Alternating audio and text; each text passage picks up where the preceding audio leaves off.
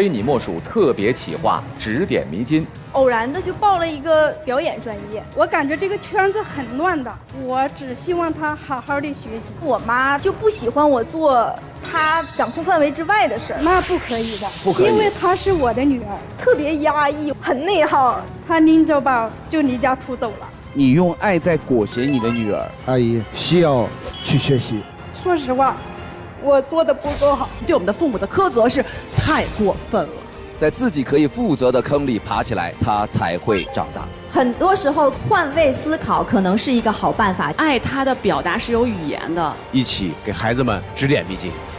特别企划，有话直说。埃及金字塔里的密室里一想，你需要对自己的人生下半场负责。对，看过山顶风景的人，他更能看清生活的本质。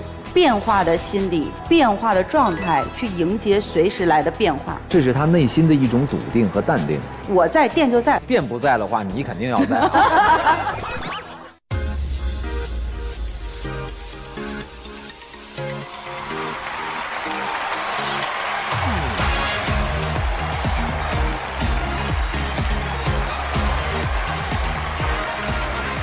欢迎收看《非你莫属》，我是大卫。欢迎各位企业家，欢迎你们的到来。同样要欢迎我们的人力专家王亚云老师，还有我们的职场观察员文吉儿、冉高明，欢迎二位。欢迎收看《非你莫属》特别企划指点迷津。接下来我们需要为大家来介绍一下特别企划指点迷津的规则。指点迷津专场每期邀请一位职场迷路人登上舞台，说出自己的职场困惑，获得专业引导，梳理职业方向。第一环节指点迷津，现场8位企业家分别送出金句，迷路人可以随机选择一位成为解惑导师，进行1对1深度沟通。第二环节群策群力，现场的所有企业家将共同对迷路人给出全方位的职场建议，为他指点迷津，领路职场。第三环节想挑战吗？在前2个环节之后，迷路人在这里可以选择是否在舞台上现场求职和企业家双向奔赴。指点迷津，做人生职场领路人，拨开云雾，指点迷津。好，我们来看迷路人的 VCR。我想学表演这个事情是很坚定的，从小到大就是我的一个理想，但为什么我妈一直就不能理解我呢？我闺女从小就是一个很叛逆的孩子，关于她学表演这个事儿，都是她擅自做主张决定的，我压根就不同意。我不觉得我自己是一个叛逆的孩子，我只是想按照自己的意愿做选择，我为我的人生做决定，有错吗？我当父母的吧，都是为孩子好，他为什么就不能理解我们的良苦用心呢？可怜天下父母心啊！孩子有自己的想法，想要自己给人生做主，那妈妈呢，担心呵护，不敢让孩子自由做主。那这样的矛盾如何解决？接下来让我们掌声有请迷路人登场。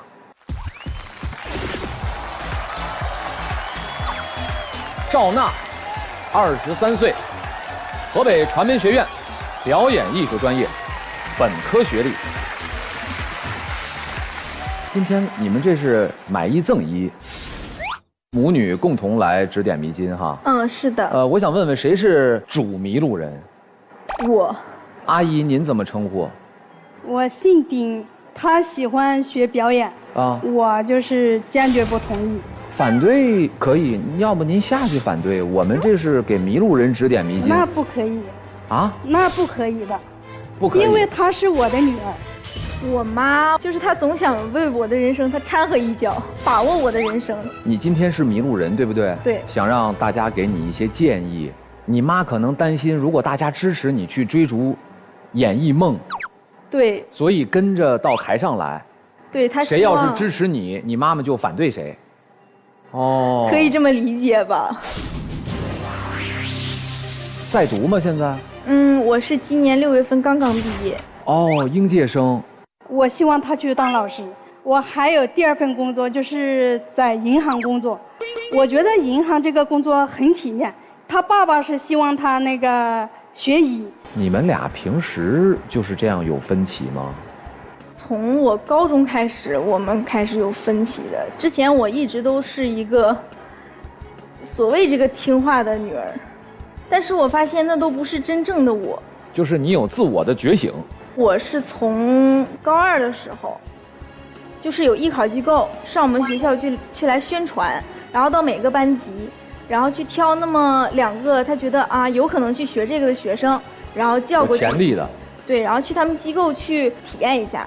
到了那个艺考机构，他们说你好。有。他们说你是苗子。主要是我也喜欢那个机构的环境，装的特别有艺术感，就是让我觉得挺专业的。然后我觉得我妈就不喜欢我做她掌控范围之外的事儿，所以我就当时直接跟我爸去说了，就没有跟我妈妈去讲。然后那艺考机构的老师就说动了我爸，然后我爸就把这个钱交了。这个东西，是瞒着我妈妈的。我想问你个问题啊，你刚刚一直在跟主持人说一句话，你强调了很多次，你说你的妈妈就是不让你做她掌控范围之外的事情，对吧？我想问一下妈妈，那她有什么事情是你支持的呢？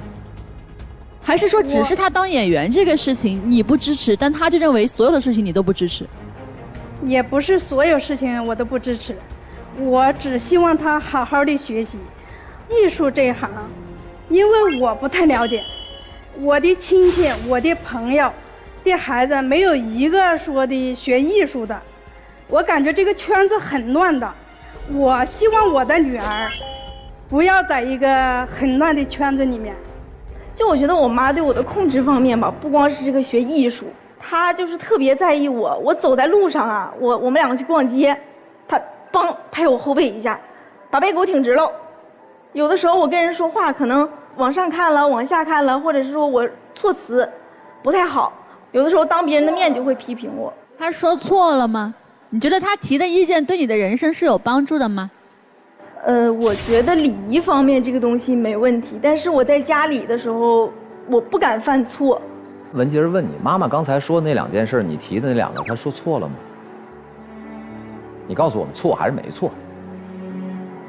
我告诉你啊，我今年38岁，不到40岁，我跟我的妈妈走在街上，我妈妈都会提醒我，大卫，你把胸挺起来。我妈妈会认真看我每一期节目，听我每一期节目，看我每一次的演出，她都会严格的给我提出要求。曾经有一度，我也觉得我是你的儿子，为什么要对我如此严格？后来我发现，你一定会在未来的某一天珍惜世界上有这么一个独一无二的观众。当所有人鼓励你、表扬你的时候，他会去批评你、提醒你。但是有一天，当所有人都可能抛弃你的时候，他却会成为唯一鼓励你和支持你的人。其实妈妈说的没错。谢谢你。我第一次听到这样的话。不哭啊，不哭。你一哭的话，你这妈妈也跟着掉眼泪儿。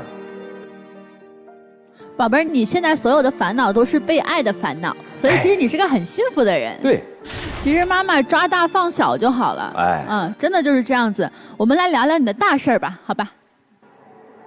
我是觉得我大学报考这件事情，我没有跟我妈妈说，也没有跟我爸爸说，偶然的就报了一个这个河北传媒的这个表演专业。这么大的事儿也没跟妈妈说，那这个也太自作主张了吧？确实。丁女士，当时娜娜就去河北这学校上学，你是什么时候知道？你别告诉我她人到了河北你才知道的。是这样的。啊？他考完试，我就总问他的成绩，我说你的成绩下来没有啊？他说没有，然后问一回也没有，问第2回也没有。他报了名之后，我觉得我的闺女既然都已经报这个大学了，我不能让她没有学上，我是被迫同意的。哎呀，娜娜，这件事儿我也是觉得，人生的大事儿有的时候还是得跟父母打招呼，得沟通啊，是吧？啊，这个事儿我希望是你跟妈妈之间自作主张的最后一件事儿了。难道还有？上大学之后，我就开始做兼职，做的这些事儿，我都跟我妈说我在学校学习呢。直到有一次是我在做脱口秀主播，然后那个时候别的小姑娘都好瘦啊，然后我就开始节食减肥。然后有一次就是贫血，早上5、6点本来想上厕所，站在那个镜子面前，我眼睛直接就黑了，我头没有意识就直接撞在那个大理石的那个板子上了，然后我这边现在还都有那个疤呢。然后我当时住院之后是已经到了输血的地步了。他做就是脱口秀主播的时候是有原因的，因为大环境嘛，我和他爸爸没有上班，也是为了给我们减轻负担，所以说他为了上镜好看，把自己饿到晕倒，我很心疼。哎呦，没想上来我俩哭成这样，他晕倒了，我还不能去照顾他，你知道，一个做母亲很难受。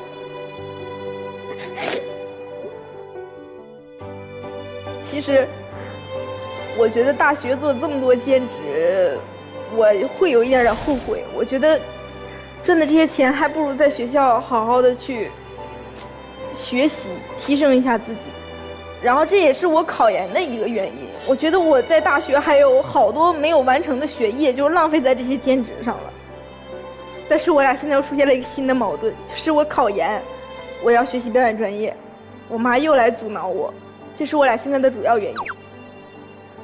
我还是希望大家能去说服我妈。在我们进入第一环节之前啊，我先请工作人员拿点纸巾过来啊，让他们俩先擦一擦。要不然这娜娜这脸上这妆一会儿就都花了。谢谢。哎呀，哎呦，为什么要哭呢？我现在又感觉有点丢人。我提示大家注意一个小细节哈，赵娜，你看看，你数数你手里是几张纸巾？3张。3张。阿姨，您手中是几张？1张。妈妈永远会把多的给孩子，然后你擦完以后，你妈说来给我，你用过的东西，妈妈都是一把都接过去。你发现了吗？其实很多爱只是我们没注意，但是在我这个主面试官和旁观者的眼里，我觉得每一个细节都是爱。好，接下来呢，我们要进入今天第一环节，指点迷津。各位。女儿想继续从事表演行业，妈妈表示反对。8位企业家每人给出一个建议。人生总有遗憾，但所有的遗憾大多来自于没做什么。在自己可以负责的坑里爬起来，或者倒下，她才会长大。坚定支持我们的小女孩。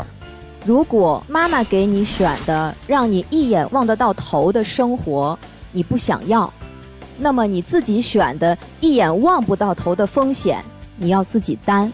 在今天之前，都是你的家庭的爸爸妈妈在为你负全责。什么时候你有了自己承担责任的能力的时候，再去谈我去追求梦想，才是合适的时间。此时此刻，我作为一个刚刚为我儿子填报过高考志愿的妈妈，我坚定地支持妈妈的选择。就目前当下，我一定是支持娜娜。我觉得妈妈不应该为自己停止成长而找理由。第二个，我觉得娜娜，你可以尝试更多的共情和理解妈妈为什么这么做，找到你们2个那条共同在成长的交际曲线。此时此刻呢，我可能不能直接表达说我对演员这件事情是不是支持得了，但我支持的是让赵娜去选择独立的去承担和面对未来的生活。我是觉得独立选择是我们作为一个成年人对自己负责的一个开始，而能够独立选择其实是对父母长期教育的一个回馈。我们作为父母更多的应该是享受这份回馈，把选择权利交给子女。我们国语23年开了一个家长学校，在培训家长。父母的爱是伟大的，但是阿姨需要去学习，需要去学习，了解更多孩子想什么，这行业是什么。我支持女儿。我从妈妈身上看到了你对女儿的爱。我们这个节目叫指点迷津，不是道听途说。我站在妈妈这一侧，我们一起给孩子们指点迷津。来，赵娜，考虑一下，根据8位给出的不同建议，选择其中1位作为你1对1深度沟通的对象。倒计时开始。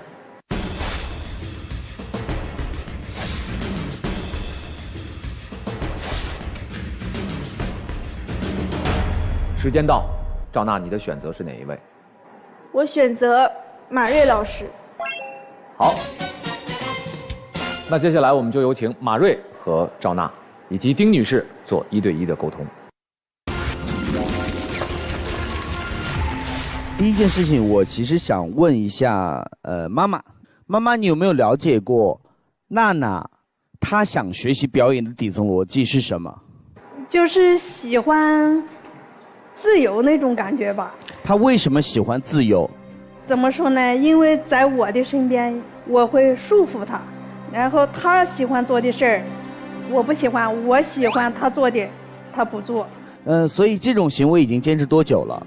从小到大，从小到大都这样子。对，就是我在家里，我有一种没有办法完全放松下来的感觉。我有的时候，我妈5点多起来跳广场舞，6、7点开始做饭的时候吧，我是不能睡懒觉的，就掀上我的被子，那赶紧起来吃饭了，把帘一拉。我不知道你们能不能理解。我就不希望我的孩子很懒惰，早上起来我就希望他就是我饭做好了，他得把这个饭给我吃了。再去做别的事儿。阿姨有没有看最近一部戏非常火，叫《玫瑰的故事》？我还真没有时间，因为我就是时间很满，因为我早上要跳广场舞，跳完舞回来我就得做饭。好，那是您的时间，阿姨，您把自己安排得很满，不代表用您的空余时间把女儿的时间填满。我最近其实看了2件事情，我觉得对我影响特别大。一个是《玫瑰的故事》，一个是最近一档节目叫那个女儿的那个。我家那闺女。对，我家那闺女。我一直想让我妈看，我妈特别抗拒。我说阿姨，我在您身上看到的就是我们目前大多数的父母的在对女儿的教育。您是爱她的，我们所有人都能看得到，而这个爱是窒息的，因为爱她是给她她想要的，不是你想给的。你有真的去了解女儿在想什么吗？你知道女儿喜欢什么吗？我其实很不了解我的女儿，因为我跟她谈话的时候，基本上都是以争吵的这个情况收场吧。她拎着包就离家出走了。那我想问一下娜娜，从小到大，你有没有尝试过想跟妈妈沟通，但是沟通的时候被妈妈否定，所以你会发现你不想再交流，你选择用逃避来去面对妈妈的这种行为，有吗？一直都有。从几岁开始？就是高中、初中吧，那个时候没有自我意识。我妈是一个就是东北都流行搓澡，你知道吗？然后我妈和我一起去搓澡的时候，他就说我给我闺女搓，然后因为我比较白，一搓的通红，我就说妈疼，不要这样，我说我不想搓了，我妈就会说这有什么好疼的呀？然后我每次表达我的这个意愿的时候，都会被我妈妈忽略。小的时候我没有什么选择的权利，所以长大有的时候我会听不进去我妈妈讲话，下意识我就会去反驳。你在从小到大的成长过程当中，有没有妈妈无条件的支持，没有任何理由的去支持你做过？没有无条件过。他第一反应永远都是质疑我。其实我小学的时候、初中都还行，我们初中我是班级第1名。为什么我成绩越来越差？就是小女生嘛，总是爱美。我有的时候偷偷就会脸上抹一点粉啊或者什么的，我爸我妈知道特别生气，说你画什么鬼样子？你看哪个好小姑娘像你画成这样，像不正当女孩。还有一件事就是我打游戏，放假的时候打游戏，又不是上课，也不是说别的，我打游戏，我爸出来什么也没说，直接把我手机摔了。我妈觉得他这事做得特别对，然后我就特别压抑，我就觉得好像学习跟玩是一个很对立的事儿。从那个时候开始，我学会装学习，我好像认真在学，其实我脑子里想的非常乱，很内耗。听完之后我非常的心疼，丁阿姨，我觉得第一件事情，你用爱在裹挟你的女儿。如果你再不成长，娜娜未来可能会遇到的更大的挫折和困难，她会离你会越来越远的。那条风筝线你现在抓得越紧，它会来飘得更远。第二个，我觉得妈妈你要知道一个底层逻辑，为什么娜娜想学表演？因为我觉得她在你这儿永远得不到认可，她想被看到，她想被认可。是。所以他在你这儿永远得不到那个被鼓励、被认可、被认同，他只能通过外界、通过舞台、通过表演去找到那个自己。他要疯狂的去证明自己，不断的证明自己，我可以，因为我妈妈觉得我不行，所以我要可以证明自己。您听完不觉得心痛吗？自己那么爱的女儿，最后需要在外界获得认可，去获得自信这件事情。第三件事情。打压式教育现在不适合任何的家庭。爱不是裹挟，爱是自由。马瑞老师，他真的是说到我的心坎上了。就这些话，完完全全就是我心里所想的。就是我在哭得成球的时候，他还能理智的说出我的问题。所以我觉得他也是把我心中所想传达给我妈妈了。所以我特别感谢他。好，感谢马瑞。接下来请人类专家就霍兰德测试结果做总结。娜娜非常支持你的选择，也非常理解妈妈的心情。为什么支持你也是有依据的，因为你的霍兰德职业代码是 ASE， 所谓的 A 就是你特别享受跟美创造力有关的一切的事情。所以妈妈如果提供职业环境不是这样的话，她会很冲突的。希望您理解一下女儿。然后第二个呢是 S， 就是社会型。你愿意去做跟人打交道、帮助他人、展示的这样的事情。然后第三个呢是 E， 其实在你内心深处，你希望有一天你可以掌控，然后做一个有竞争力的、有社会地位的职业角色。当一个人渴求社会地位的时候，他希望的是被认同，然后在这个社会上有价值，甚至他周边交往的圈层，这是女儿的期待。接下来女儿要读书，您应该欣慰，她喜欢这个专业，她愿意深耕。如果家庭条件还行，您想一想，18岁之后一定要授权，让她自由；18岁之前可以陪伴。好，感谢我们的人力专家。接下来我们要进入到今天的第二个环节，群策群力。刚才在我们的企业家给到建议的时候，杜远志说，你是否适合走演艺道路，还需要做考察。我们先做一个专业方面的考核，再谈是否支持。大家认同吗？认同。好，你可以自己独立完成一段模拟表演，也可以结合我们现场的各位企业家自主命题，你来决定一个情境，请我们的企业家配合你来完成这一段模拟表演。我选择和企业家配合。好，那你想选择哪位企业家呢？那我选一个看起来明智的爸爸妈妈，能够支持我的。啊，明智的爸爸妈妈。这位老师，舒淇啊，来演我的妈妈。我这个演技可不咋地啊。爸爸，我选这位杜远志。杜远志，好。老师，来，有请舒淇和远志，有请二位。即兴的表演，大学谈恋爱被父母发现。来吧，来吧，他爹。怎么这个闺女还没回来呀？2点了。哎，这肯定一会儿好好问问。哎，孩子大了不由娘啊。喂，亲爱的，你到家没有呢？我已经到家了，我不能跟你说了，我一会儿进门了，我爸妈都在睡觉呢，我把他们吵醒了就完了。先不说了啊，挂了。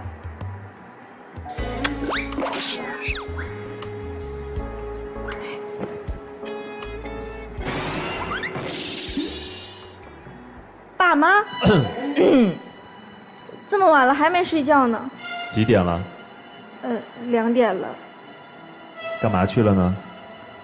爸，我闺蜜过生日，我们玩的太高兴了，我就忘了咱家门禁。在哪儿过的生日啊？万象城。哪个闺蜜呀？就你们都知道我那个发小李佳佳嘛。哦，妈妈好像有她微信，她到家了没？咱们要不问候她一下？哎妈，不用了，人家到家了还得休息呢。那你现在当我们面给她打个电话呗，问问。我累了，你们能不能不要再拷问我了？都2点了，爸，别问了，我头疼。娜娜，今天爸爸妈妈也去万象城了。下午3点多，我们在万象城的3楼。你能告诉我们实话吗？我谈恋爱了。哦，那个男孩还挺帅的。谈恋爱这件事儿，我和你妈我们俩不反对，但是你一个女孩子刚谈恋爱没多长时间，对吧？凌晨2点回家，这事儿有没有安全上的问题？而且你还撒谎。我都说了我累了，我也跟你们已经坦白了，我想休息了，爸妈，我走了。这孩子，我以为会拦我一下。我们2个是明智的父母，是你给我们俩身份的设定。孩子玩得开心吗？我有种体验到了这种明智的父母的感觉，我觉得好开心呐。那你在这干嘛呢？你觉得你自己刚才是玩的更多，还是专业的表达更多？我说实话，我是挑一个明智的父母，但是我没有想到他们这么明智，就跟我父母是。不要找对手演员的缺陷说你自己。啊，我是觉得，我觉得这一段儿，我觉得有点平。实际上这一段表演的情境完全是你设定的。你说我们2个是明智的父母，所以我理解的明智的父母就是尊重和理解孩子，但是并且有原则。我认为你的冲突是你可以演出来的。就比如说，我原来以为很害怕我的父母会骂我，不允许我谈恋爱，结果发现我的父母是理解我的，我有一种惊喜。其实没有，就是我们2个递了好几次的话，你都在有一种无理取闹的那种表情和状态。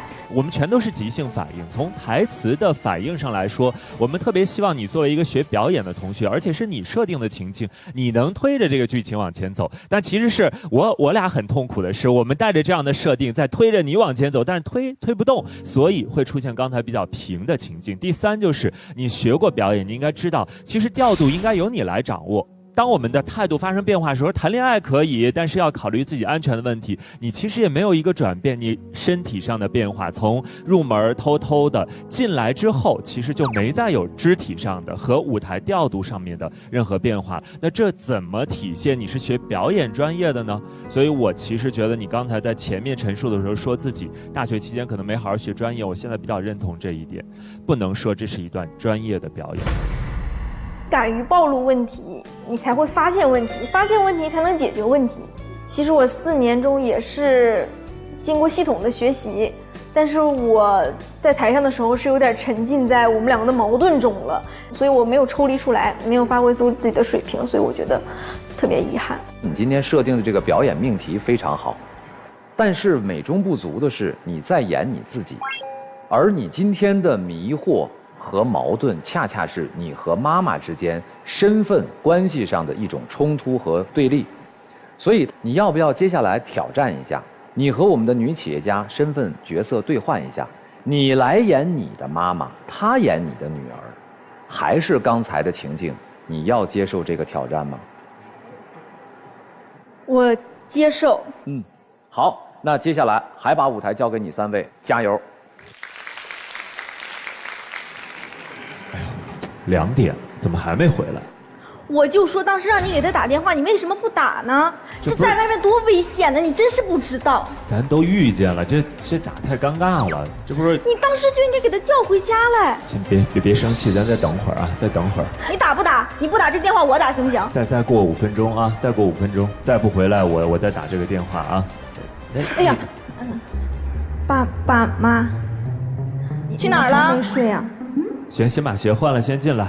哦，你们怎么这么晚不睡觉啊？你看你今天这眼线画的，这像个大学生该有的样吗？你看看，还是爸，你说2句。今天去哪儿了？去哪儿玩了？我出去逛街了。去逛街了？商场2点才关门啊？不是。上完商场你上哪儿去了？别生气，别生气啊！我妈是不是生气了？你妈不止生气。我看你怎么狡辩。爸妈，我谈恋爱了。我早就说闺女这2天不对劲儿，天天捧着手机傻乐呢。那男孩哪儿的呀？就是天津本地的。不是外国人吗？那头发不是黄的吗？他染的。闺女，我不是说你啊，头发染成那么黄，那焦黄焦黄的，那能是什么好男孩啊？那大学生谁能染成那样？妈，每次都这样，每次都这样。染个头发怎么了？那你还染成棕的呢？你怎么不能说呢？你过年还烫卷呢？我染个头发怎么了？我是成年人了，我小学的时候不让染，那过2天就长黑了呀！你怎么连染头发都管呢？那个男生他面相就不好。这么多年了，我每次交个朋友，你不是说人家衣服穿的不好，就是说人家发型不好，凭什么就说人家？妈没不让你谈恋爱，这大学你得以学业为主，你就永远不理解我。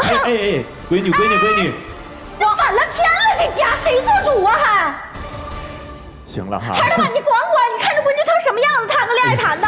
管不了啊，这还真没处理过这样的关系。来，给我开门，我今天非得给你看看。你们俩演的怎么样不知道，但是我觉得杜远志很完美的诠释了在中国家里受气的爸爸的形象。啊，我们应该首先给远志鼓掌啊，挺不容易的，太不容易了。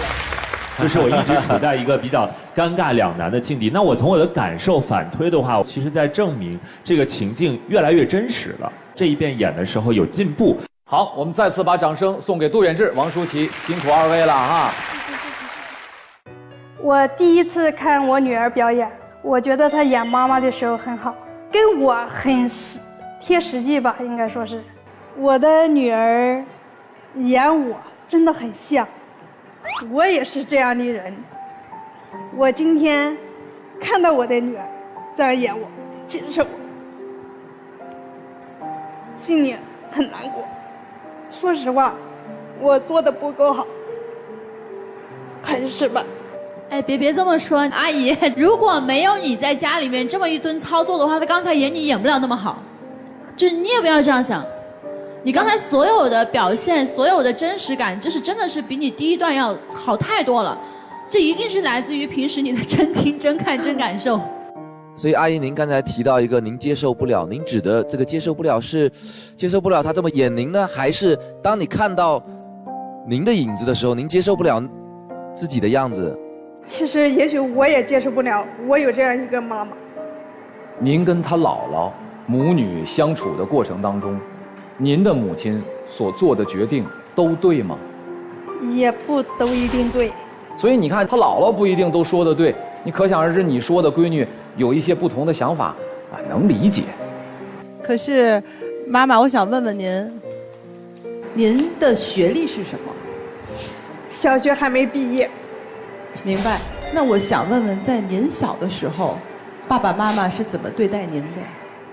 因为他们那个年代吧，文化都很少，所以说你孩子喜欢上你就上，你不喜欢上你就随便，就是这种。我觉得你没有任何的错，我期待你未来可能在做母亲这件事情上有所学习和成长，但是我觉得我们今天没有任何人有资格去苛责他，去批评他，让他说你要成长，你有责任，你会对你的孩子有压力，不可能的。他曾经接受过的教育就是这样的。谁共情他了？谁尊重他了？谁去为他成长了？他的世界有没有被温柔以待过？没有，但是他咬牙跺脚的养育了孩子。我完全不认同你的观点。你没关系，因为你没有做过父母。那请问，难道这样的教育体系要持续延续吗？赵小叶，这就是教育的意义，这就是为什么他上大学，他要承担这个责任的。难道父母不应该成长吗？我觉得我们现在这一代年轻人和中年人对我们的父母的苛责是太过分了。没有人去苛责妈妈，只是妈妈爱她女儿的方式有问题。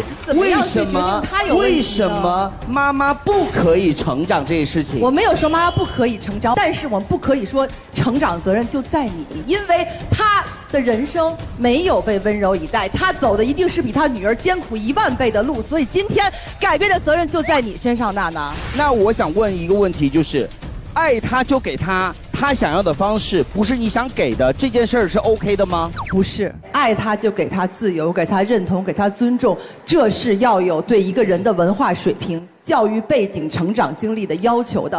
但是很多父母是没有这个机会的。如果文化水平不高的时候，难道父母不可以根据当代的互联网的社会的方式去进行自我的优化和成长吗？你说的是可以不可以？我不能说不可以，但是如果他没有做到，不应该被批评。为什么不能被批评？我客观来说，确实今天的现在的孩子，90后到00后，一定是要被赋能、被认同和发现价值的，而不是那个压下去。因为你会看到，当他自己开始探索自我需要什么的时候，已经跟您成长那个年代不一样了。当孩子出现从小在家都没觉得像自由呼吸的状态，这个行为妈妈和爸爸就是要警惕的。您没给孩子安全感、松弛感。如果是我有任何大决策，我都不敢跟他们商量去逃避的时候，这只有父母去反思，不能让孩子反思。我觉得好苛刻呀，雅韵你好刻薄，我不是刻薄，因为我也是既残忍又刻薄，我非常不支持。现在电视机前面有那么多千千万万没有读过书、没有上过学、没有被他们的父母好好对待过的父母，他们如何自处？他们当然应该学会倾听，当然应该学会去理解孩子。倾听和爱。但是我们现在跟他说，如果你给不到这么高标准的，就是你的错。为什么是要读书来评判父母对孩子的表达方式呢？小叶姐，我觉得父母的成长也好，或者怎么样做一个父母也好，我认为不一定完全取决于他的受教育程度。有很多大字不识的农村妇女养出了很优秀的孩子，也有很多高知的精英的这个女性养出了很废的孩子，这其实并没有说是必然的。我是觉得这里的成长更多的是妈妈在这个角色中的心态上的转变。现在是有一个问题，假设他现在想成长了，现在小叶讨论的是怎么办？我们虽然每个人都是第一次当父母，但是我们都当过孩子。很多时候换位思考可能是一个好办法，就像刚才妈妈看到了女儿的表演之后，她的那一番感慨，我觉得就已经证明了。其实他们之间的矛盾点呀，并没有那么深。一个是爱孩子的父母，一个是要有自己思想的女儿。那么国家现在有正确的指导方针，就是在五育并举下，中国未来式的人才应该怎么培养。那么国家支持家校共育，无非就是让不管什么样的父母都要知道最科学的教育观，最好的教育方式。如果他们俩能在方式上熟知了，角色互换，问题就没了。孩子理解了，懂得了怎么跟父母沟通，就解决了呀。其实呢，今天与其说是你迷路，倒不如说是我们把你们母女一起请到了舞台上，跟大家一起来探讨家长如何在孩子人生的关键生涯去给出建议，孩子如何在自己人生的关键转折点和父母一起齐心协力地做出选择。我刚才在你们探讨的时候，我想到爱是本能，如何爱是本领。我特别喜欢马瑞今天把我们的话题提升到了一个高度，叫做成长。成长这件事儿也叫本能，我们每一个人每天都在成长。成长的作用不是在于如何跟爱人、跟子女、跟同事处理关系，成长的过程是能够让自己和社会更融洽的相处。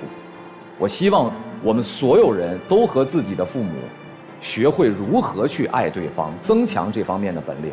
最后我想跟你说一句，别和爸妈争对错，这就是什么？如何爱，如何去表达爱，您俩二位共同的课题。大家老师，就是我刚才特别认同您说的那个爱的本领，其实就这一刻，爱它的表达是有语言的。我不知道妈妈和孩子有多久没有拥抱了，其中一种语言就是亲密的拥抱，两位可以感受一下。哎，这是一个很好的提议。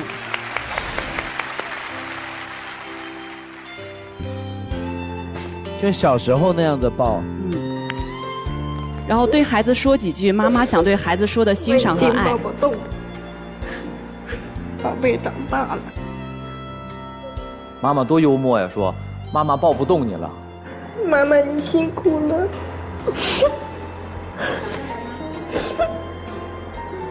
好了，以后妈妈多理解理解你吧。妈妈是一个不会轻易落泪的，所以我没有看到我妈妈就是哭的这么情绪激动的时候，我就是不想看到她哭。无论什么时候我看到我妈，我都会心疼。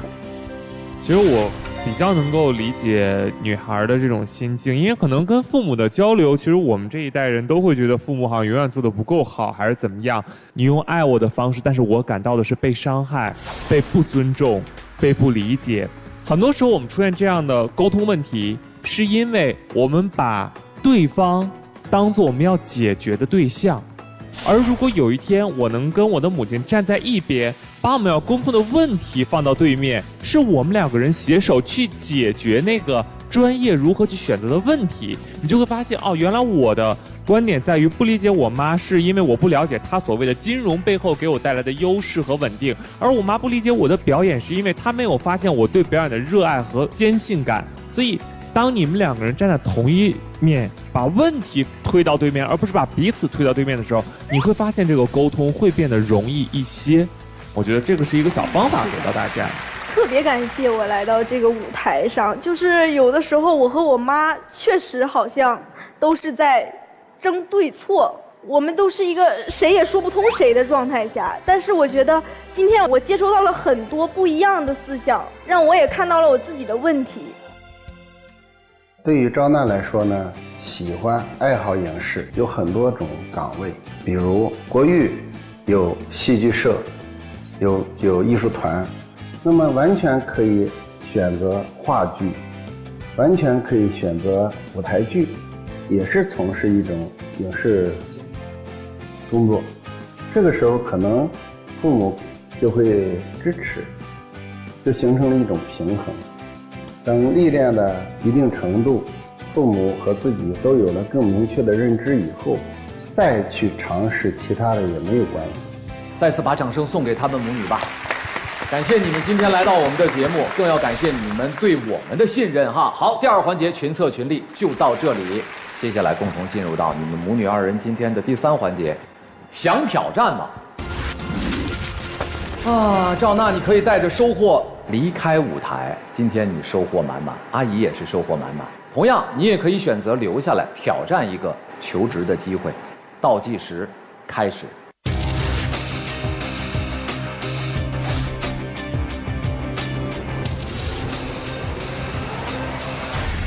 时间到，赵娜，你的选择是？我带着收获离场，我坚持考研。好，我们在这儿也首先预祝你能够最终得偿所愿，考研成功。我支持我的女儿考研啊，但是我不希望她学表演，我希望她当老师的，或者是还是我当个表演老师，表演老师也可以。好，赵娜这一辈子最不能离开的就是你。但是如果你想在娜娜未来的人生当中继续发挥更重要的作用，你只有跟得上社会的发展，你以后才能给娜娜出更多的好主意、好点子，好不好？好的，好的。希望你以后继续呵护好你漂亮的女儿。我们也衷心的希望赵娜未来能够逐梦成功。再见。谢谢。再见。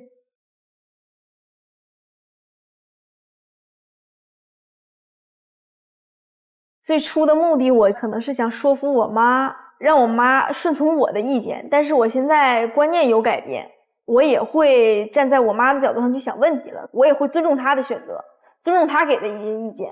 就像冉高明老师说的，是我们站在一起去面对问题，而不是我们把对方当成问题。这些话对我的影响真的挺深的，所以特别感谢。我最大的感受就是我女儿被我压迫的，就是很难受。我会试着改变我的态度，放手去她选择的事儿，但是我也会给她建议。我们迷路人赵娜这位选手，她身上最明显的问题是，她跟妈妈之间的亲子关系冲突，影响了她的很多的人生大选择，用情绪的对抗影响了她理性的分析。而妈妈的视角是什么呢？一味的以保护孩子的名义去干预孩子的人生选择。我们想对家长说的是，如果你对于未来的就业和每一个专业跟孩子之间的兴趣的关系，你应该多去了解，多去调研，而不是仅仅拿着自己的认知去干预孩子，这个会影响你们之间的亲子交流。往往更优质的父母的爱是相信孩子的判断力的同时，可以给予合理的建议。所以最后看到在舞台上2个母女和解的状态，我是觉得很欣慰的，这也是我们舞台的价值。录了1天像了，对自己好点，吃块牛排，羊肉不要，菲力不要，西冷有别的。哎，这个5行牛排，5行就是我行啊。哎，这不错，5行牛排我看行。职场老友有话直说，大家好，我是大卫，欢迎收看我们非你莫属的特别企划有话直说。今天我们邀请到的是我们的老朋友啊，5行牛排的创始人郭优，还有我们的老朋友来自微梦创投的杨蓉，欢迎二位，欢迎二位。郭优，5行牛排创始人。5行牛排是2024年黑珍珠餐厅指南1钻餐厅。口味熟成牛排开创者，是一家经营干式熟成牛排为主的牛排坊。5行之名取自于《礼记·曲礼上》中的“听之无声，视于无形”，巧妙地将中国传统文化中的5行元素融入到制作牛排创意之中，创造出了饱含中国古代哲学文化的5行干式熟成牛排，每一种都具有着独特文化和口感。郭优，5行牛排创始人。曾创办多家投资管理公司及餐饮管理公司，目前公司主营餐饮投资方向中餐、西餐、日式烧肉，其中茶饮品牌爷爷不泡茶全国门店数量超过100家。我有第一次认识你的时候，我对这个品牌的名字产生了极大的好奇，5行牛排呢？我当时就想，哦，它是不是取中国那5行金木水火土？后来一联想到郭优的经历，他是学金融出身的，好像跟5行没什么关系。后来我又想，哦，可能是不是取一个谐音，行。所以我想帮观众朋友问一句，5行牛排这个5行什么意思？5行取自呢是《礼记·尚书》里头“听于无声，胜于无形”，引申到我们牛排里，就是要听见我们客人听不到的一些意见，然后反馈。体验一些我们其他地方体验不到的一些体验，这是我们最浅层的一个意思。第2层意思就是通过我的产品，您说的特别对，我们真的是取自5行金木水火土其中的一个概念，因为我们主做的是口味熟成牛排，5个口味对应着5个颜色，比如说黄油口味是黄色，然后香草口味是绿色，所有这个金木水火土的5个颜色，然后是5个元素。都是有中国传统文化的内核在里面。对，这是第2层意思。第3层意思，您说的也特别对，就是我行。因为我是一个外行，做一个餐饮的过程当中，我是想传递一种，我不是这个行业，但是我要去做到这个给自己加油最好。对，我可以，我能行。他平时不说话的时候，你就觉得他很端庄。什么意思？他一说话就不端庄了。他一说话那个声音哈哈哈，然后你就发现这个5行就代表了我行嘛，他就那种状态下很自信嘛，很自信。其实郭优在面试的时候给我最大的感受就是他很洒脱，但是他看人很准。前面是一种性格，后面是一种阅历。那么刚才他又自谦的说啊，做餐饮我是外行，他居然最开始是做金融的，对的，而且大学学的也是金融。你是怎么想到跨界转行做餐饮做牛排？这个过程还是挺有趣的。我一直在做金融，然后在2019年的时候是做这个天使投资人的这段时间。天使投资人嘛，就个人嘛。那时候我才不到30岁，很年轻，一个小女孩到处打着高尔夫旅游。人说你干嘛的？我投资的。啊，人挺高大上的，特别的飘，在空中。然后我在想，能做一个什么事儿，或者是未来，我就在思考，在那个节点，我未来的投资方向是什么？因为你一直在做投资，你今天投一个这个，明天投一个这个方向，一直在追风。你想表达的意思是你一直在给别人的下半场负责，在给别人铺路。但你自己的下半场，你一直没想清楚，对吗？对。但你是最早一批的清醒者。你已经意识到了浮躁和泡沫可能没办法给自己的人生未来留下什么。对，那我就在想，这个钱我与其拿去给别人投资下半场，给别人去交学费，我不如拿来自己干呀。所以那个时候我不知道我能做什么，所以我就在想，那我就做一个我最喜欢的东西。就未知这件事儿，我还特别的去了埃及，独自去想我到底去做什么，去在金字塔里去想，还需要去埃及吗？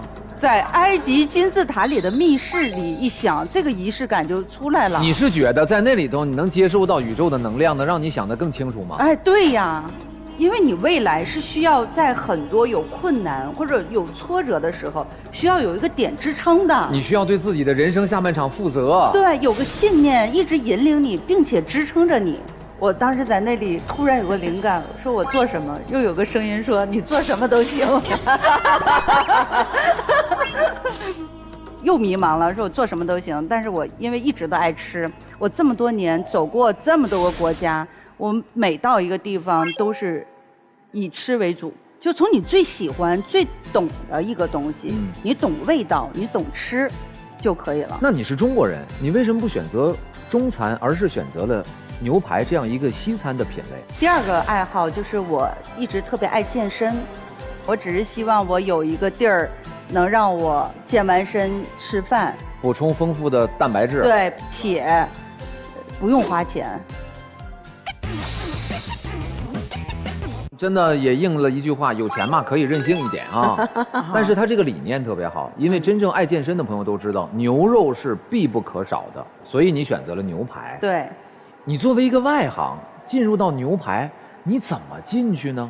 第一步，我迅速的找到我身边做餐饮的人，同品类的人，我去他的餐厅实习了半个月，看看我能不能干这个活儿。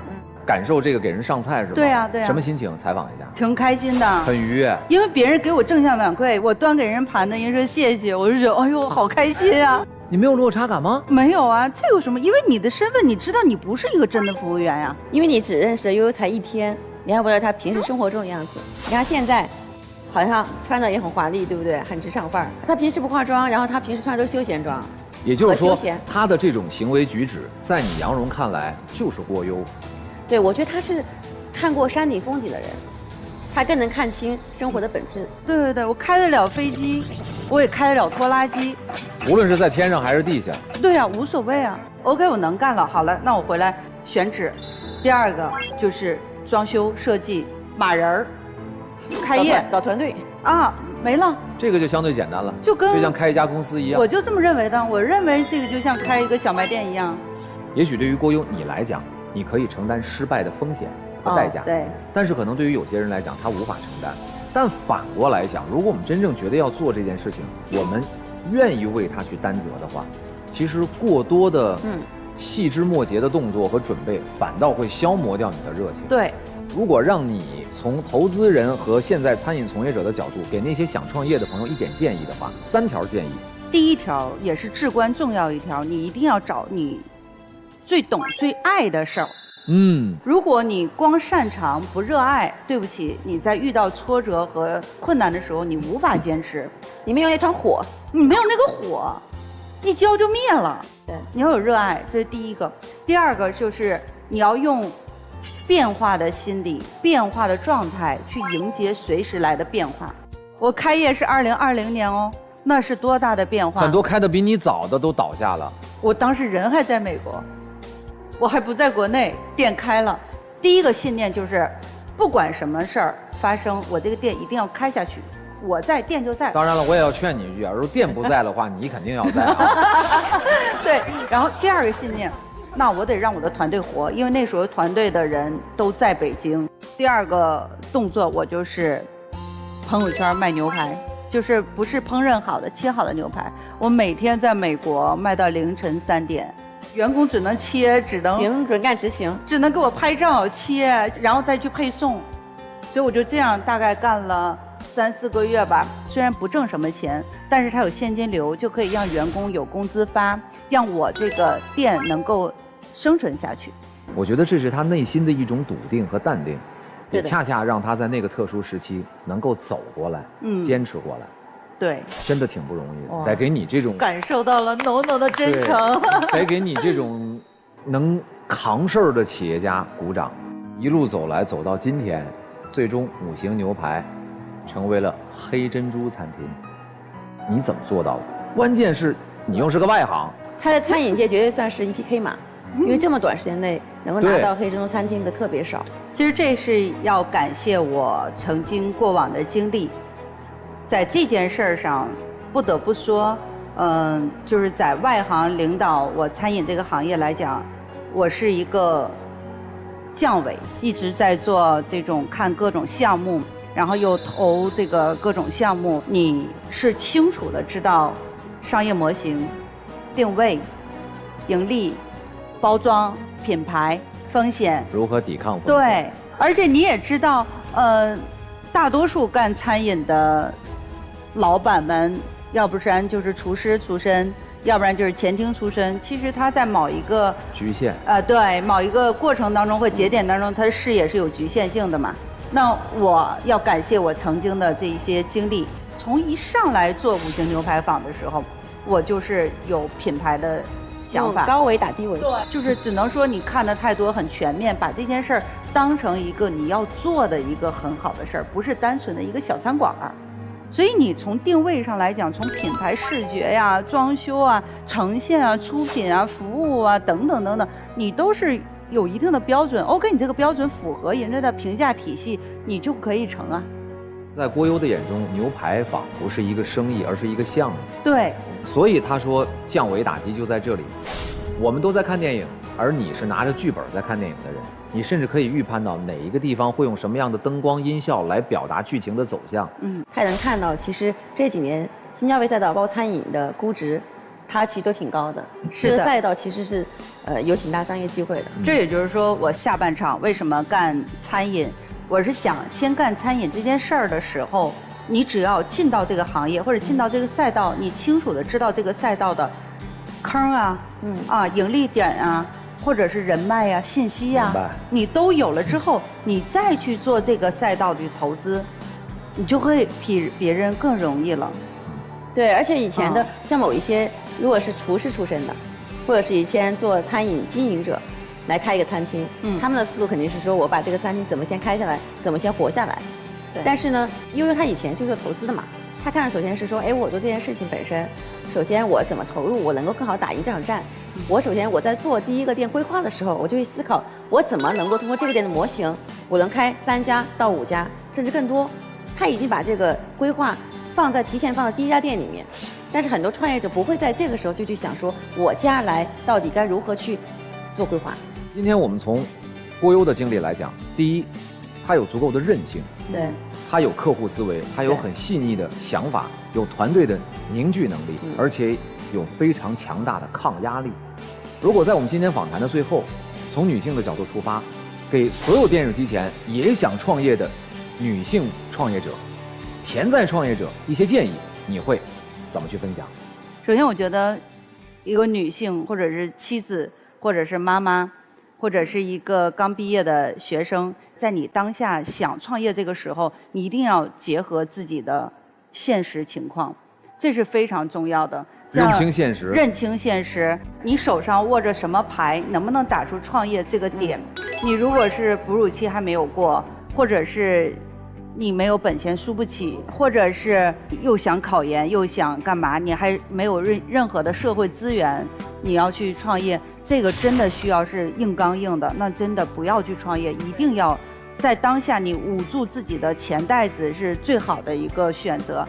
但是如果你积累了20年的行业经验，家庭料理的特别好，孩子都已经上了高中了，都独立了，你是没有担忧的去做呀。因地制宜，认清现实。无论是我们创业，还是老板招人，亦或是电视机前的求职者，我们职场人面对工作当中的上级和我们的客户，我们都应该从大家的实际角度出发。我也希望很多此时此刻正在观看我们这期有话直说的有成就的朋友，也能够从郭优今天的分享当中有所感悟，那就是我们都应该及早的为自己的人生下半场去做规划。也希望大家在人生和职业的下半场都能够拥有和郭优一样耀眼的成绩。再次感谢二位，尤其感谢郭优做客我们的有话直说。好，谢谢。欢迎大家关注非你莫属公众号，了解节目更多相关资讯。报名参与节目也可以通过我们的公众号来进行。如果你想找工作，可以点击我要报名，填写报名相关资料。如果您是企业方，想通过非你莫属招募人才的话，也可以点击我要报名，上传相关资料。无论你是找工作、招人才，在非你莫属总有适合的等着你。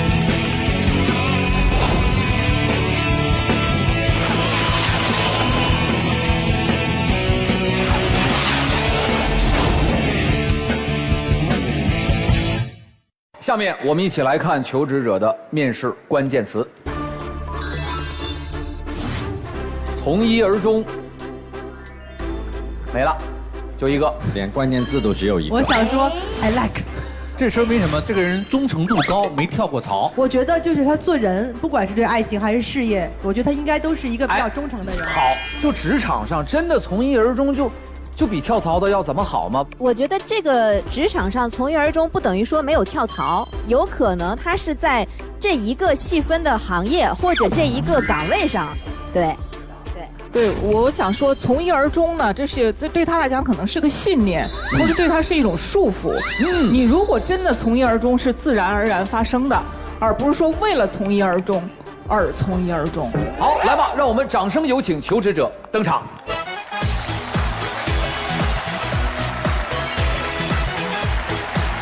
王楠，35岁，天津商业大学保德学院市场营销物流管理方向本科学历。各位老板、专家、主持人，大家好，我叫王楠，是一个土生土长的天津小姐姐。之前呢，一直13年的时间都是从事人力行政相关的工作。本次前来呢，也是希望找一份行政经理的工作岗位。谢谢大家。好，欢迎你，王楠。大家伙看看王楠的这个报名表哈，10年到18年，19年到20年，20年到22年，22年到现在，你这个小姐姐，你这咋叫从一而终呢？你这是表格就4个呀，还是说只写了4个？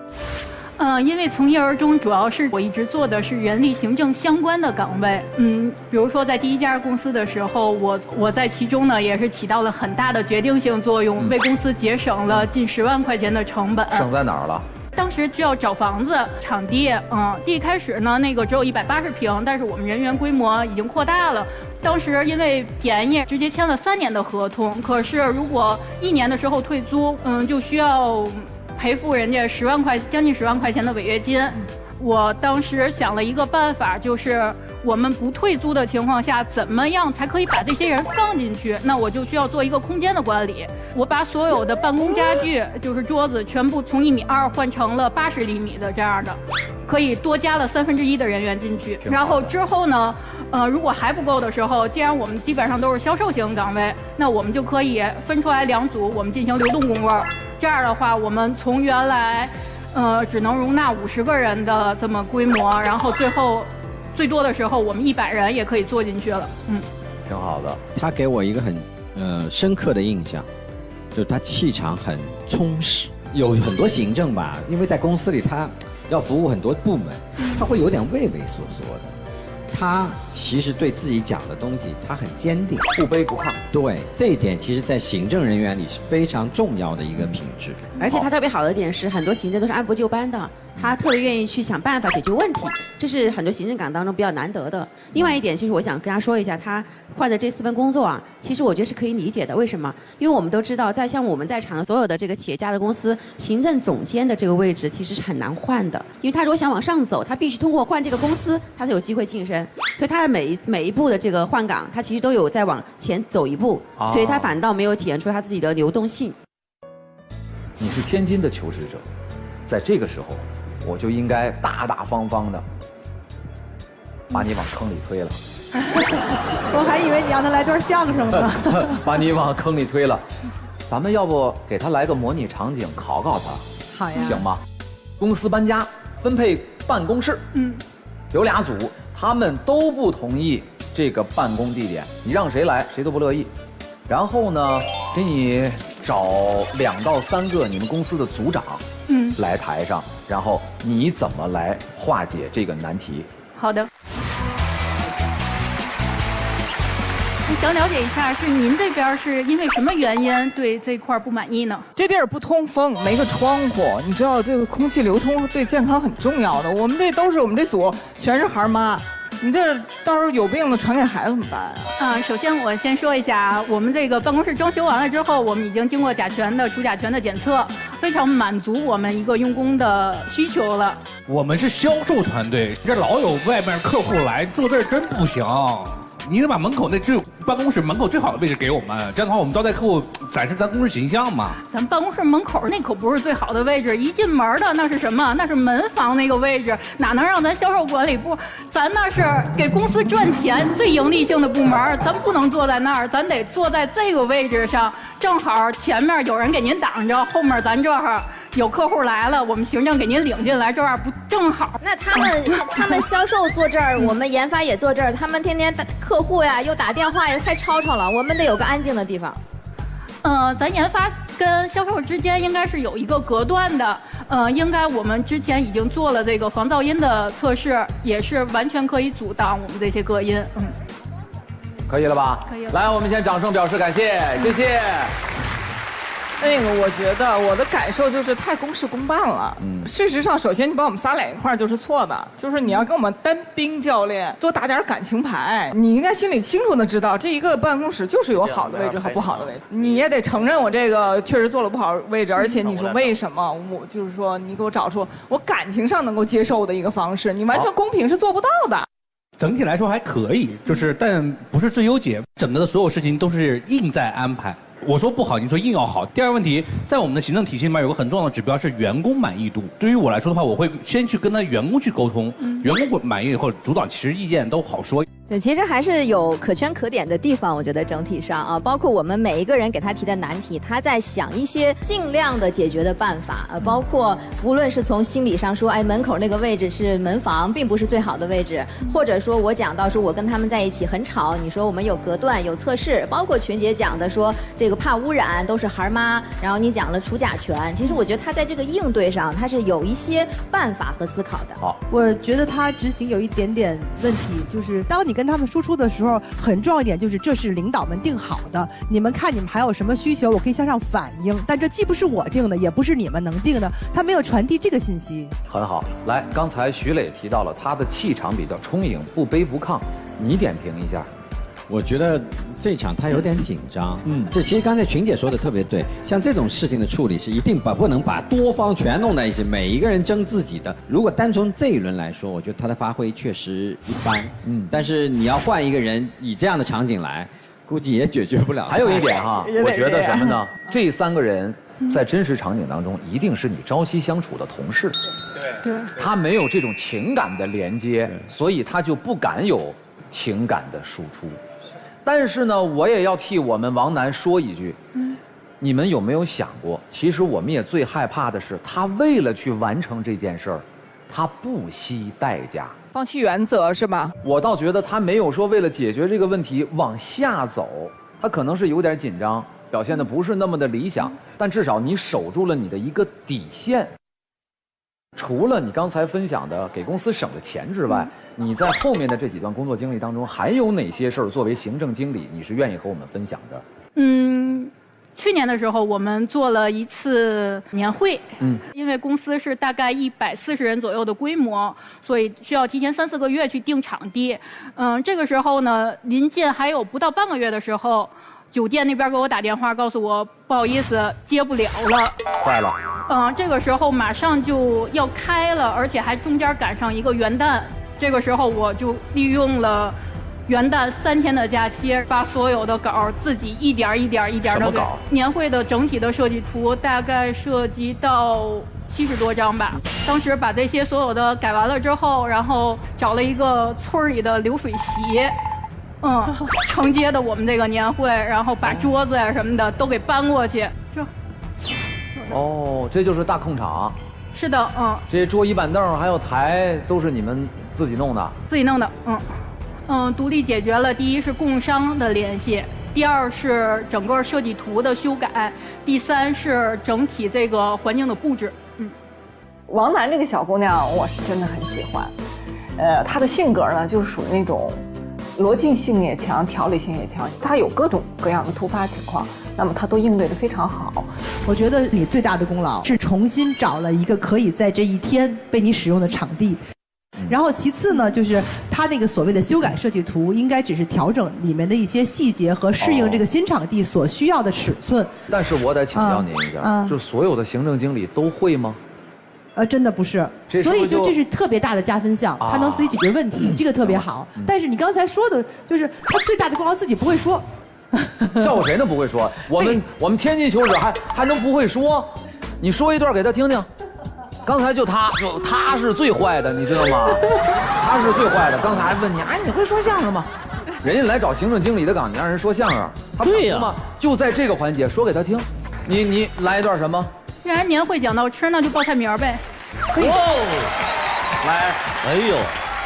我请您吃蒸羊羔、蒸熊掌、蒸鹿眼、烧花鸭、烧雏鸡、烧子鹅、卤猪、卤鸭、酱鸡、腊肉、松花小肚、晾肉香肠、什锦素盘、熏鸡白肚、清蒸八宝猪、江米让鸭子、罐野鸡、罐鹌鹑、卤什件、卤子鹅、山鸡、兔脯、菜蟒、银鱼、清蒸哈士马、烩腰丝、烩鸭腰、烩鸭条、清拌鸭丝、红心管、焖白鳝、焖黄鳝、豆豉鲶鱼、锅烧鲤鱼、锅烧鲶鱼、清蒸甲鱼、抓烧鲤鱼、抓炒对虾、软炸里脊、软炸鸡、什锦套肠、麻酥油卷、卤煮寒鸭、溜鲜蘑、溜鱼脯、溜鱼肚、溜鱼骨、溜鱼片、醋溜肉片、烩三鲜、烩白馍、烩全丁、烩鸽子蛋、炒虾仁、烩虾仁、烩腰花、烩海参、锅烧海参、锅烧白菜、炸开儿炒田鸡、桂花赤子、清蒸赤子、清蒸江瑶柱、糖溜芡实米、拌鸡丝儿、拌肚丝儿、什锦豆腐、什锦丁儿、糟鸭、糟蟹、糟鱼、糟溜鱼片、溜蟹肉、炒蟹肉、清拌蟹肉、蒸南瓜、让倭瓜、炒丝瓜、让冬瓜、焖鸡掌、焖鸭掌、焖笋、炝椒白、茄干、晒卤肉、鸭羹、蟹肉羹、三鲜木须汤、红丸子、白丸子、溜丸子、炸丸子、南煎丸子、木须丸子、三鲜丸子、四喜丸子、鲜虾丸子、鱼腐丸子、鸽子丸子、豆腐丸子、汆丸子、一品肉、樱桃肉、马牙肉、红焖肉、黄焖肉、坛子肉、烀肉扣肉、酥肉锅肉、烧烤肉、大肉、白肉、酱豆腐肉、红肘子、白肘子、水晶肘子、蜜了肘子、酱豆腐肘子、趴肘子、炖羊肉、煨羊肉、烧羊肉、烤羊肉、五香羊肉、爆羊肉、汆三样、爆三样、烩银丝、烩散丹、溜白杂碎、三鲜鱼翅、栗子鸡、煎撮合鲤鱼翅、板鸭、筒子鸡。走，咱一会儿吃去。饿了。好，服吗？服。对。还有没有不服的？厉害！我觉得杜远志就未必服，人家是专业的，练过的。还真不是，我还真服，因为我知道这个东西对于非专业的人来说，不是学语言表达的，它有多难，在这样的环境下，他能说的这么溜，我觉得挺好。我总结一下：第一，这人不无趣，他天天干的都是你们公司里最无聊的事儿，还繁琐，对吗？如果有的求职者干他这个岗位，可能就是什么？我已经没有余力和心思我在干这个。你说年会表演，你唱首歌也行，对吧？你们弄个舞蹈，你们扭两下也行。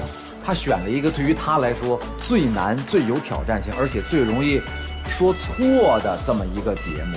我觉得这人不无趣，有韧劲儿，敢于挑战自己。此处有掌声哈。好。我发现这里边有一个非常非常严重的问题，对于王楠来说，就是王楠是一个特别优秀的人，对吧？然后包括解决问题，包括这个有原则，包括做事儿。但是我发现王楠是一个优秀的员工，一个优秀的员工是不能升职加薪的。所以你看他的整个的工作履历，从2010年到2022年12年，他的收入一直维持在6000块钱。就是我认为王楠可能对自己的职业发展缺乏所谓的规划。所以就会出现这样的一个问题，就是我们总以为我们只要努力工作就一定能升职加薪，对于一个员工来说，但实际上真实的情况是，如果你作为一个员工努力工作，只能成为一个好员工；你再努力工作，会成为一个优秀的好员工。王楠，你很优秀，但是你也要考虑到，你所求的这个岗被替代性偏低。是。所以我就特别想问王楠一个问题：你对你自己，咱不说12年的工作了，你说你对你自己未来5年以后，你期待自己的职业，达到一个什么样的状态？5年以后，我期待我的职业至少他薪资上翻一番。那你做什么样的事情能够让老板薪资给你翻一番？这个在我第一家公司的时候，可能我底薪无责任底薪不是很高，但是我拿到了这家公司的股权，现在价值是80多万。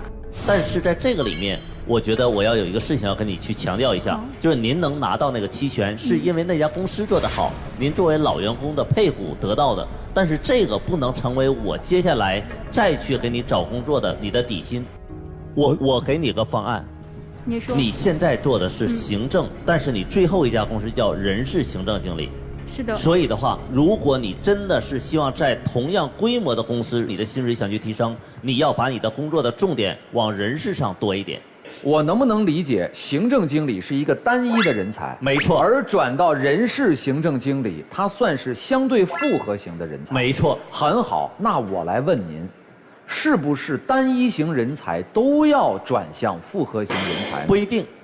王楠这个情况，他是应该按照库老师建议去做的，因为这个人事部门它是包含了行政工作的，在很多公司，尤其是中小企业，所以他如果做到行政的经理，他已经到他的这个岗位到头了，他如果想要有更高的晋升，拿到更高的工资，他一定要往人事行政的综合岗去发展才有机会。不应该，我认为王楠整场表现下来，他的职业性、抗压能力，包括随机应变能力都很强。他其实还有另一个选择是去一家相对人员数比较多的公司里面去尝试那个行政总监的那个抬头的去努力，我觉得也是 OK 的。哎，向辉，我觉得你说的特别棒，这个的确也是我和马老师在沟通的，他的另外的一个职业发展的路径。如果今天王楠的水平去做个500人公司的行政经理，完全没有问题。但实际上，现在的问题尴尬点是在于哪儿？在于市场上未必会有这么多公司去提供这样的岗位，因为通常就像我们各位企业家也是一样的，你们的行政岗其实也会从内部去提拔。是，其实库尔特啊，你呢说对了一部分，你可能走向一专多能，相对会更容易一点，因为你现在就必须要换一个公司，而换一个公司你要在行政岗位空降，确实更难。因为大家一定会倾向于我自己培养，因为你现在想要的是升职，并不是说我在这个深扎下去，你想要的是我挣更多的钱，要更好的职位。所以库老师，我特别支持你，就是相对来说，你人事加行政，很显然要比你单一的行政岗位更重要，所以你能往上走。王楠，归根到底一句话，咱就用最实在的话讲，你现在的认知啊，有点保守了，同意，局限了，你还真的就得试着去做复合型人才。艺多不压身呐，闺女。明白了吗？明白了。来，有请各位根据我们王楠今天的面试表现，确认您们的选择。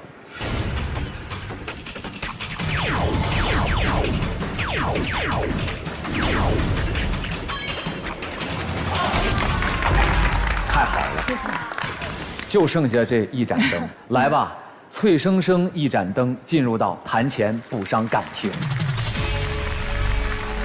我其实还真的挺喜欢你这个雷厉风行的这个意思，嘎嘣脆，跟我们公司调性挺搭的。不是，是跟你这样的老板挺搭的。哎，对，那也挺好的。崔先生给出的职位呢，是我们销管部的行政。这个职位呢，未来的上升空间，它是因为它的人数、销售队伍在不断的壮大，所以说你所管的人和事会越来越多，对你的能力会有帮助，同时对你的薪水。就是你的薪水还是可以提升的。现在我们给出的薪资是6000加。来，王楠，你可以问李群一个问题。我想问一下，这个销售部的行政，它主要负责的工作都会涉及到行政的哪些板块呢？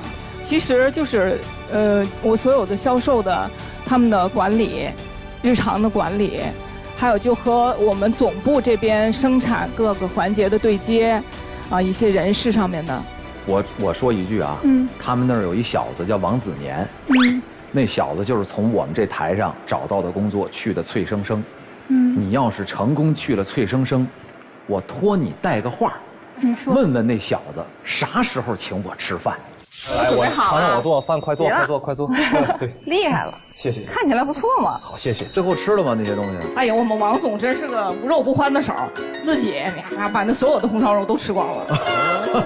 群姐，你告诉王子年，这个忘恩负义的小子都没说给我单粒儿拿一份来。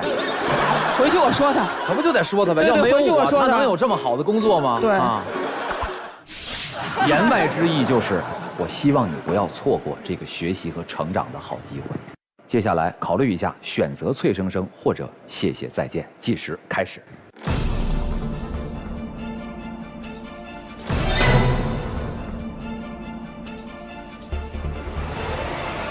好，时间到，王楠，你最后的选择是？选他。祝贺李群，祝贺王楠。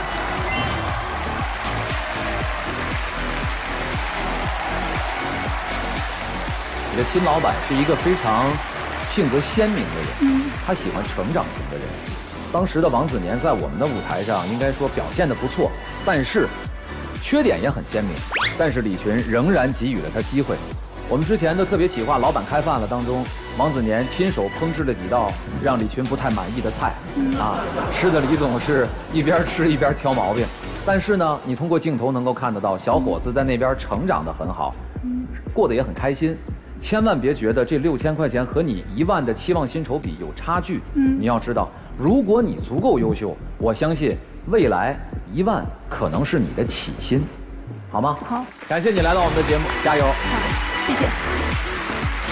特别高兴能找到这个催生生这家企业，能跟他合作。职业上的规划，我首先也还是需要不光是走行政的一条腿，而是人力、行政多方面、全方面的去发展。非常感谢老板的赏识，我肯定保证完成任务。欢迎大家关注“非你莫属”公众号，了解节目更多相关资讯。报名参与节目也可以通过我们的公众号来进行。如果你想找工作，可以点击“我要报名”，填写报名相关资料。如果您是企业方，想通过非你莫属招募人才的话，也可以点击“我要报名”，上传相关资料。无论你是找工作、招人才，在非你莫属，总有适合的等着你。